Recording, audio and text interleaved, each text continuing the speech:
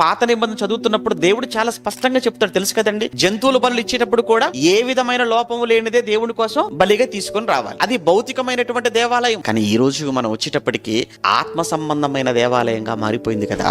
ఆ దేవాలయం లేదు. ఈ రోజు యేసు ప్రభువు కట్టిన దేవాలయం ఏంటంటే ఆత్మ సంబంధమైన దేవాలయం, అదే సంఘం. ఇక్కడ ఏ విధమైన రెస్ట్రిక్షన్ లేదు. అయితే అక్కడ భౌతికంగా బాగుండాలి, ఇక్కడ ఆత్మీయంగా బాగుండాలి.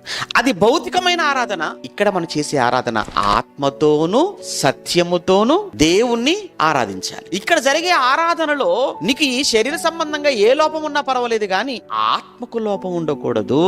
అనగా మనసులో ద్వేషం వద్దు, కోపం వద్దు, ఈర్ష్యలొద్దు, అసూయ, పగలు, తప్పుడు ఆలోచనలు, తప్పుడు చూపులు, తప్పుడు మాటలు, మోసాలు, అబద్ధాలు, వీటితో ఒకవేళ మనం ఇక్కడికి వచ్చామా, వీటితో ఇక్కడ ఒకవేళ మనం కూర్చున్నామా, వీటితో ఒకవేళ ఆరాధన మనం చేశామా, ఈ ఆరాధన దేవుడికి అంగీకారం అవుతుందా? అక్కడ భౌతిక లోపం ఉంటే నో ఎంట్రీ. ఇక్కడ ఆత్మ సంబంధమైన లోపాలతో మనం ఉంటే ఎట్టి పరిస్థితుల్లో కూడా ఆ ఆరాధన కూడా దేవుడు అంగీకరించే ఆరాధన కాదు.